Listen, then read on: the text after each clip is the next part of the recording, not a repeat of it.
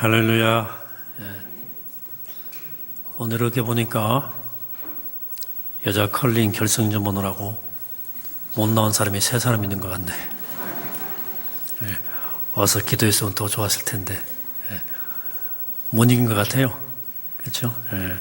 그래도 우리 낭자들이 우리 믿음의 조상들의 쓸고 닦고 열심히 그 청소하는 그 기상을 이어받아서 아마 좋은 성대 낸 것 같습니다. 오늘이 3.1절 99년 되는 날이에요. 주일입니다. 내년에 100주년입니다. 일본 제국주의의 식민지배에 대해서 온 나라가 분연히 일어난 그 날을 기억하는 주일입니다. 세계사에서 유례없는 식민지 백성이 다 함께 일어나서 비폭력 평화원칙을 내세우고 그리고 민족의 자주 독립과 세계 평화를 동시에 선언한 예가 세계사에 없었습니다. 일본 통계를 따르더라도 50인 이상의 시위에 참가한 인원이 200만 명을 넘고 전국 36개 군에서 35개 군이 내서 독립만세운동이 일어났어요. 당시 인구가 1600만 명이었습니다. 그러니까 짐작되죠. 전국 곳곳에서 온 결의가 3.1 운동에 참여한 겁니다. 자기 친척, 가족, 친구, 지인 가운데 3.1 운동에 참여한 사람이 없는 사람은 우리 결의 가운데 한 명도 없었어요. 남녀노소, 신분과 지역을 넘어서 온 나라 온 결의가 떨쳐 일어나서 3.1 만세운동을 벌였습니다. 그때 우리 기독교의 위치가 뚜렷했죠. 3.1 운동이 이끌었던 남강 이승훈, 또 길선주 목사님, 또 유관순 열사, 그것은 3.1 운동 영향으로 임시정부를 세우고 이끌었던 도산 안창호, 백범, 김구 등 우리 독립운동사의 별처럼 빛나는 인물들이 모두 신실한 크리스찬들이었습니다. 모두 한결같은 마음으로 나라를 지극정성 사랑하면서 나라를 바르게 세워보려고 희생하고 헌신했어요. 비록 그들이 소수에 불과했지만 당시 우리 선배 그리스도인들에게 우린 정말 많이 배워야만 합니다.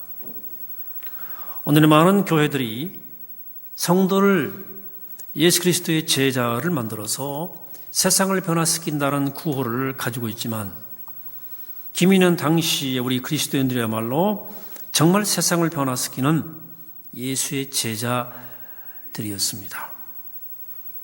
사실 모든 믿는 사람들이 제자 되는 것, 또 제자로 사는 것은 우리 주님의 기대요, 부탁이요, 명령입니다. 주님께서 부활하시기 주님께서 승천하시기 전에 하신 말씀이 마태복음 28장에 소개되어 있어요. 예수께서 나와 말씀하시되 이르시되 하늘과 땅의 모든 권세를 내게 주셨으니 그러므로 너희는 가서 모든 민족을 제자로 삼아 아버지와 아들과 성령의 이름으로 세례를 베풀고 내가 너희에게 분부한 모든 것을 가르쳐 지키게 하라. 볼지어다 세상 끝날까지 너희와 항상 함께 있으리라 하시니라. 우리말 번역으로 보면 주님께서 첫째 제자를 삼아라, 둘째 세례를 줘라, 그리고 셋째 가르쳐 지키게 하라, 3가지의 명령을 주신 것처럼 보입니다. 하지만 원문을 보면 명령은 하나입니다. 제자를 삼아라는 거예요. 복음을 전하고 세례를 베풀고 가르쳐 지키게 하는 모든 활동은 결국 제자 만들기 위한 거예요. 제자. 예수님의 궁극적 사역의 목표는 제자를 세우는 일에 있었어요. 우리가 왜 꼭 예수의 제자가 되어야 됩니까? 훌륭한 인물 많잖아요. 링컨도 있고 이순신 장군도 있고 율곡이도 있고 우리가 꼭 예수의 제자여야 됩니까? 인용한 말씀 첫 문장이 그 이유를 암시해 주고 있어요. 그분에게 하늘과 땅의 모든 엑수스야 권세가 주어졌기 때문이에요. 이 세상에 예수님보다 더 큰 존재, 더 지혜로운 존재 없습니다. 그분에게 우리가 소망하는 모든 것이 완결된 상태로 그분 안에 가득 차 있어요.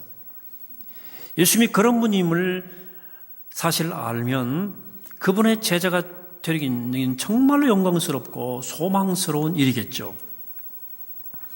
신학교 시절에 아주 점수가 짜기로 유명한 교수님이 계셨어요.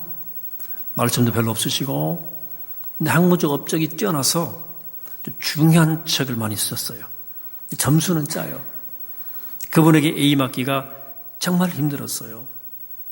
점수가 잘 안 나오더라고. 근데 제가 그때 군대 갔다 온 지 얼마 안 돼가지고 좀 전이가 불타더라고.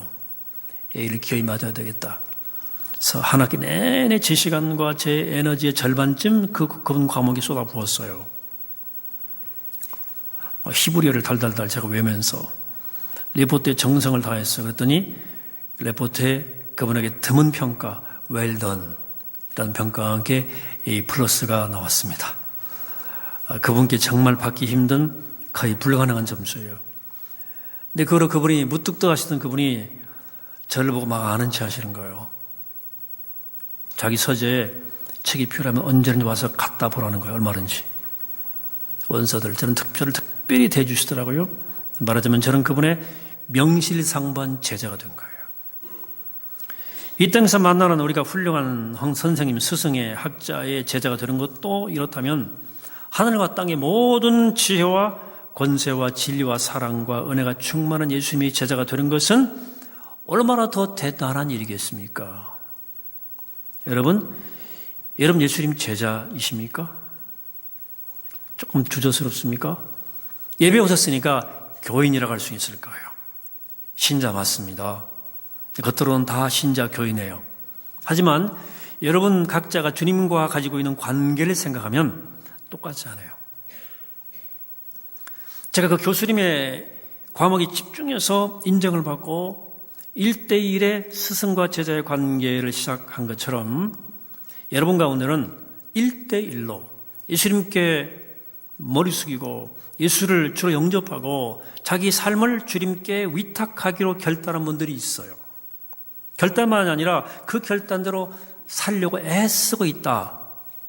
제자입니다. 만일 그런 개인적 만남이 없었다면 혹은 그런 만남이 있긴 있었는데 실천하지 않고 따르지 않는다. 아직 교인으로 신자로 혹은 기독교인으로 머물러 있는 거예요. 물론 그 단계에 이런 것만도 감사한 일이지만 주님께서는 제자를 찾으시는 거예요. 언젠가 제자 양육에 힘쓰는 한 단체의 비전 서름을 보고 제가 깊이 공감한 적이 있어요.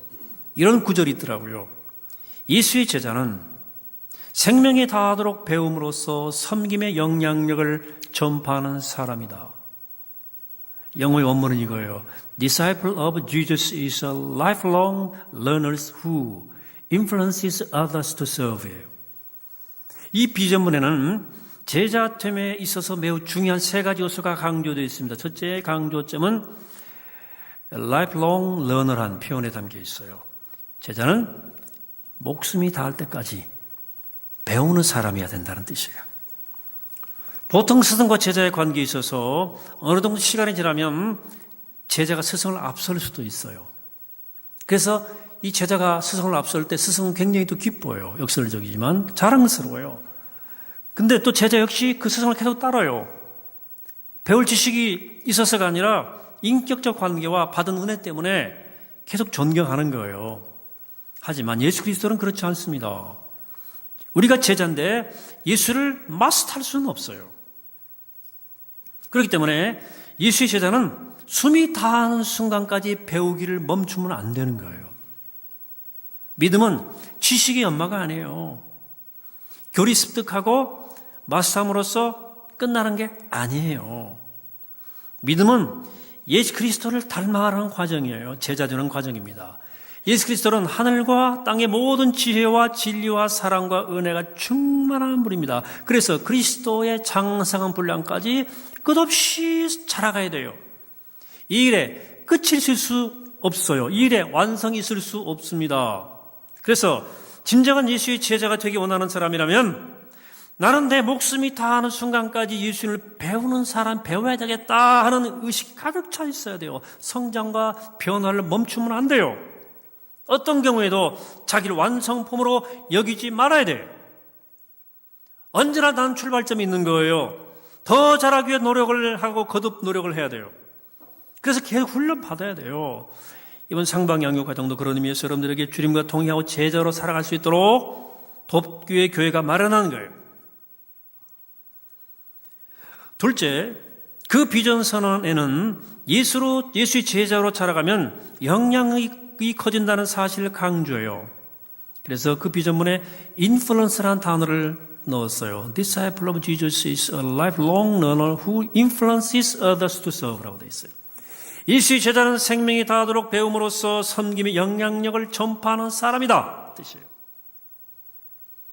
예수의 제자는 다른 사람에게 선한 영향력을 미치는 사람이란 뜻이에요. 영향력은 요즘 한국에서는 존재감이라고도 표현하더군요. 자, 그 사람은 존재감이 크다. 이 말은 주변 사람이 끼치는 영향력이 좀 강하다는 뜻이에요. 반대로 영향력이 적은 사람은 그 사람이 그 자리에 있었는지 없었는지 기억도 할 수 없어요. 존재감이 미약한 거예요. 왔다 간지도 몰라. 여러분들이 아는 사람들 중에서 영향력 혹은 존재감이 큰 사람을 좀 생각해 보세요. 무엇이 그 사람의 영향력을 만들어내는 것 같습니까? 그 사람의 인격이죠. 그 사람의 됨됨이죠. 영성이죠. 예수의 제자로 자라간다는 말은 이렇게 영성이 깊어지고 인격이 무르익는다는 뜻이에요. 그래서 다른 사람에게 선한 영향력을 미치게 되어 있습니다. 일부러 막 영향력을 막 발산시키는 게 아니고 저절로 영향력이 발산되는 거예요. 마치 빛과 같아요. 그래서 주님은 제자를 등불에 비유했어요. 마태오 5장 15절이에요. 사람이 등불을 켜서 말 아래 두지 아니하고, 여기 말은 홀스가 아닙니다. 뒷박이에요. 네. 계량하는 등경에 도나니 그러므로 집안 모든 사람에게 비추이느니라. 이같이 너희 빛이 사람 앞에 비추게 하여 그들로 너희 착한 행실을 보고 하늘에 계신 너희 아버지께 영광을 돌리게 하라. 등불을 켜서 말 호스 밑에 두는 것은 동물 학대죠. 등불을 켜서 그릇을 말하는데 그릇으로 덮어둘 사람이 없다는 뜻이죠. 등불은 높은 곳에 두어 할 수 있는 대로 많은 사람들에게 비추도록 만들어진 거예요. 등불은. 그래서 제자로 자라가게 되면 하나님이 그 사람을 등불처럼 들어서 쓰신다는 뜻이에요. 사람은 누구나 존재감이 큰 사람 되기를 원해요. 누가 있어나마나 사람 취급받고 싶어 하겠어요. 젊은이가 쓰는 말 가운데 관종이란 말 써요. 관종. 이 비꼬는 말이에요. 무엇이냐면 관심종자란 뜻이에요. 이 관심 받기를 아주 애착 가지고 안다라는 사람, 저 관종이야. 사실은 정도 차이가 있지만 우리 모두는 다 관종이에요. 관심종자예요. 사람들이 인정받고 싶은 본성이 있어. 인간은 사회적 동물이거든요. 남과 함께 더불어 살면서 남에게 영향력 미쳐서 주목받기를 원하는 거예요. 문제는 다른 사람들에게 선한 영향력을 미칠 정도로 자라는 데는 많은 시간과 노력이 필요한 데 있어요. 성령의 능력으로 내 안에 있는 내면의 상처와 아픔이 치유돼야 돼요. 그리고 말과 행실을 통해서 성령의 열매가 맺어지도록 늘 주님 안에 머물러 배우고 연습하고 훈련해야 돼요.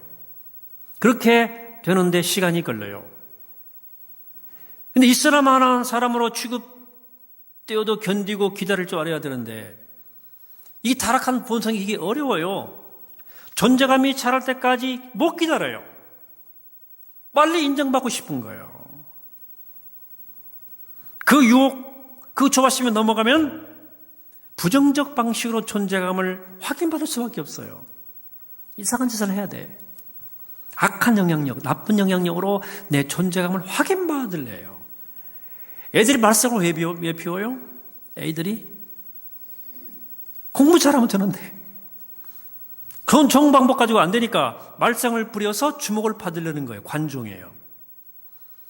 어른 되어도 이런 방식으로 자신의 존재감을 확인하려는 습성을 고치지 못하는 사람들이 많아요.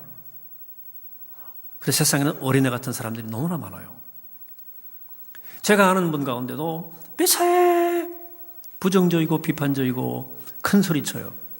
밥 먹을 때부터 그냥 숟가락 들자마자 불평해요. 회의에도 조금 자기하고 의견 틀리면 막 비판하고 막 누르고 싸늘하게 만들고. 제가 조금 말을 길게 했더니 당신 사회자야? 이러더라고. 내가 말 안 해요. 이제 그분 앞에서. 말로 남에게 상처 주는 게 예사예요. 그게 존재감이 크죠. 그 사람 의식합니다, 사람들이. 부정적 존재감이에요. 그 사람 없으면 사람들이 분위기 화기애애 하다가도 그 사람 나타나면 갑자기 분위기가 서늘해져요. 긴장돼. 사람들이 그에게 신경을 쓰는 거예요. 근데 가까이 하고 싶지는 않아요. 본인은 관심 받고 싶은데 사실은 사람들이 점점점 멀어져 가는 거예요. 내가 보니까. 예수 세대는 부정적 방식으로 존재감을 확인하려 하지 않습니다. 왜? 예수 안에 머물러 사는 사람은 남으로부터 존재감을 인정받지 못해도 상관없어요. 왜? 내 안에 내적 평안과 만족이 있잖아요. 주님 한 분으로 충분하잖아요. 충분히 만족하잖아요. 주님이 알아주시니까. 그렇기 때문에 존재감을 확인받기 위해서 억지를 부릴 필요가 없어요. 무시해도 괜찮아요. 주님이 알아주시니까. 그런 제자로 자라가다 보면 선한 영향이 조금씩 자라가는 거예요. 스스로 존재감을 막 몸부림쳐 드러내지 않아도 사람들이 곁으로 다가와요. 등불에 기름을 채우고 심지를 올리고 불꽃이 서서히 드러나면 사람들은 자연스럽게 그 주위로 모여들게 돼 있어요. 자연스러운 거예요.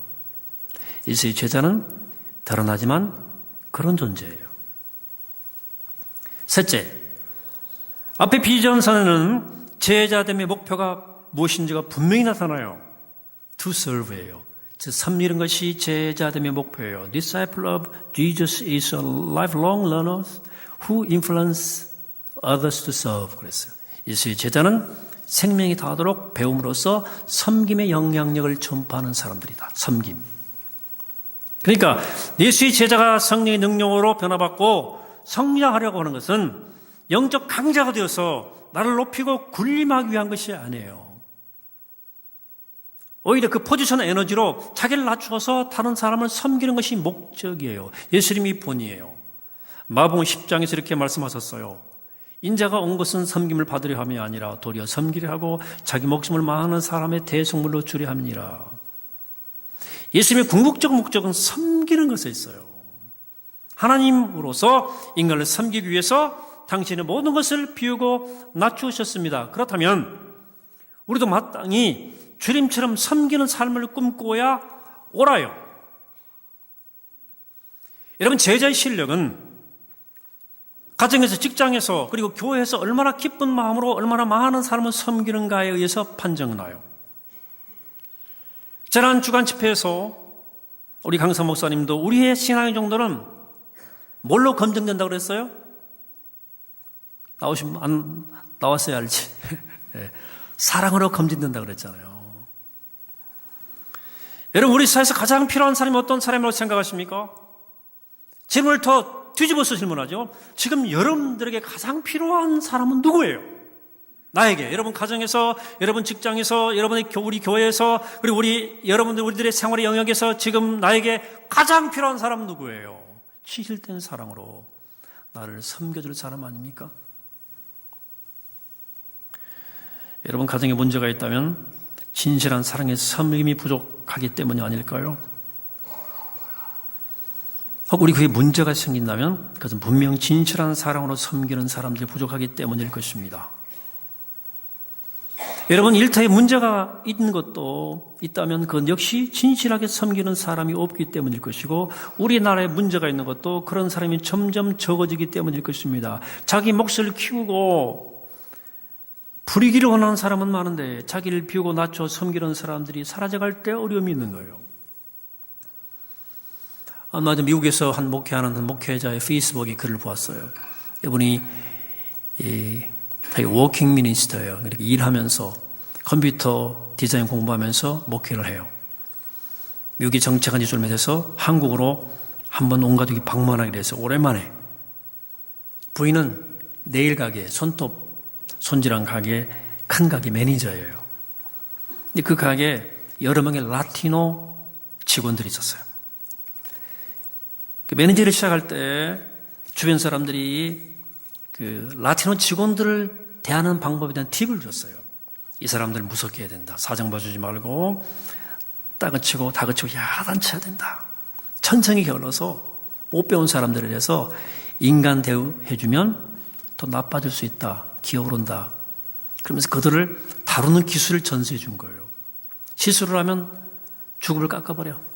신기하고 또 가끔 주급 주는 날을 좀 며칠 늦춰서 안 달라게 해라.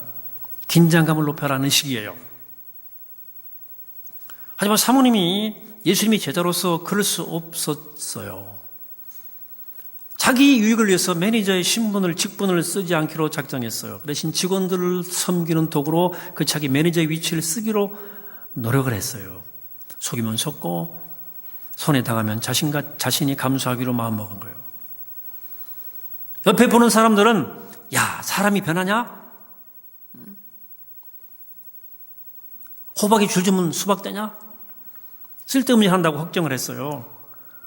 근데 이들 부부가 한국 방문을 위해 떠나기 전날 가게 문을 닫는 시간에 라티노 직원들이 줄줄이 와서 호주머니 카드봉투 하나를 찔러 주더라는 거예요. 집에 와서 카드를 일면서 두 사람이 펑펑 울었어요. 카드 안에 직원들이 쓴 장문의 편지가 담겨 있었고 주급의 의지에 사는 가난한 노동자에게 상상할 수 없는 액수가 돈이 들어있었어요. 그 이야기 끝에 이렇게 썼더라고요. 우리는 사랑으로 대했습니다. 무시하지 않고 섬겼습니다. 마음이 통하니 일도 열심히 해주었습니다. 사람은 변합니다. 오래 걸려도 더디어도 섬김은 섬김을 낳고 친절함은 친절함을 부릅니다.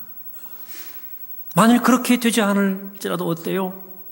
우리는 어차피 섬기는 사람인걸요. 향기는 한쪽으로 흘러도 괜찮잖아요.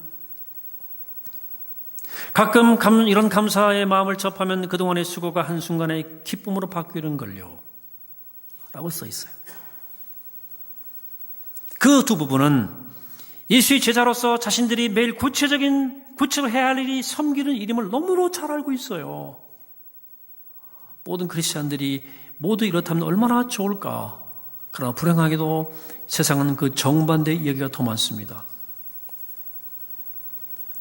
직장 상사 크리스찬인데 그 직원이 너무 괴로워서 심장병이 생긴 사람을 제가 봤어요. 원흉 탈모증이 왔어요. 내가 아는 사람은. 상사 크리스찬이에요. 또 밑에 종업원이 약해가지고 소송을 걸었어요. 그래서 고통당하는 분도 제가 봤어요. 여러분 가운데는 선을 베풀다가 배신당하고 마음을 접은 분들도 있을 거예요. 그래 바울은 선을 행하다가 낙심하지 말라는 거예요. 무슨 말이냐? 눈뜬 상태에서 고백하는 비장한 세상에서도 그래도 섬기며 살아라. 이게 주님의 기도예요.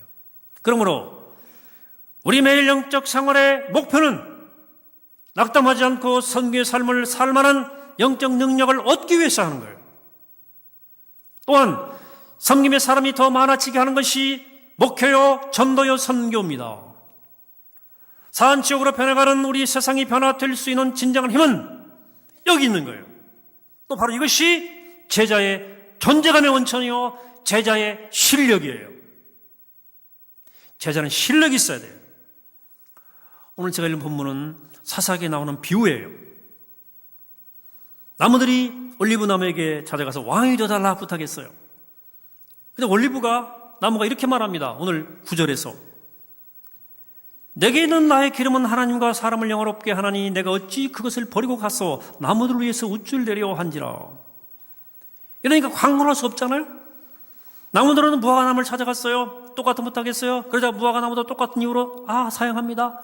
또 포도나무를 찾아갔어요. 왕이 되달라 청합니다. 포도나무도 똑같은 이유로 사양합니다. 할 수 없이 이제 나무들이 가시나무를 찾아가서 왕이 되달라고 청하죠. 그러니까 가시나무가 내가 왕이 되지. 그래서 모든 나무에 군림하고 풀을 터니까 너희들 똑똑히 알아. 이랬어요. 폭군 아비멜렉을 비유한 얘기예요. 여러분, 예수의 제자가 된다는 것은, 예수의 제자로 자란다는 것은 나만의 빛깔과 향기와 열매를 찾아 그것으로 이웃을 섬기는 섬기는 거예요. 예수 그리스도 안에서 옛사람은 장사 지내고 새사람이 되어서 하나님이 나를 지을 때 부여하신 그 빛깔과 그 향기와 그 열매를 회복해서 찾아서 그것으로 섬기는 거예요. 제자는 본질적으로 높아지고 군림하고 부리고 누리는 것에 관심이 없습니다. 관심 없어요. 오직 내가 얼마나 선명한 빛깔을 만들어내느냐, 얼마나 내가 태어난 그 모습 그대로 매력적 향기를 내가 발산하느냐, 그리고 얼마나 맛있는 열매를 맺느냐, 얼마나 사랑하느냐에 관심을 둘 뿐입니다. 내게 주어진 것으로 이웃을 섬기는 것, 이것이 예수의 제자가 추구하는 존재감이에요. 그렇지 않으면 치유되지 않은 상처, 가시죠. 가시나면 그걸 상징을 해요. 그것으로 그 위치에서 이웃을 아프게 하는 거예요. 가시나무야. 근데 향기도 없고 열매도 없으니까 어떻게 해야 돼요? 불에 넘치는 일을 바라고 도모하는 거예요. 여러분, 우리는 어떤 나무입니까? 어떤 나무가 되고 싶으십니까? 부디 저와 여러분 우리 모두가 목숨이 다하는 순간까지 우선 예수 그리스도를 배우고 연습하는 제자가 되기를 바랍니다. 부디 선한 영향력을 발산하는 그런 등불 같은 사람들이 되기를 바랍니다. 가정과 교회에서 또 우리의 삶의 한복판에서 거룩한 섬김의 열매를 맺어가는 주의 제자, 주의 백성 되시기를 이 아침에 주의 이름으로 간절히 축원합니다. 하나님 감사합니다. 오늘 부족한 저희를 택하셔서 제자를 부르셨으니 우리의 삶의 현장에서 목숨이 다하는 순간 배우게 하시고 내 존재의 의미를 찾고 나의 향기, 나의 열매로 세상을 변화시키는, 세상을 새롭게 하는 거룩한 자녀, 거룩한 제자가 되게 하여 주옵소서. 예수 그리스도 이름으로 기도하옵나이다. 아멘.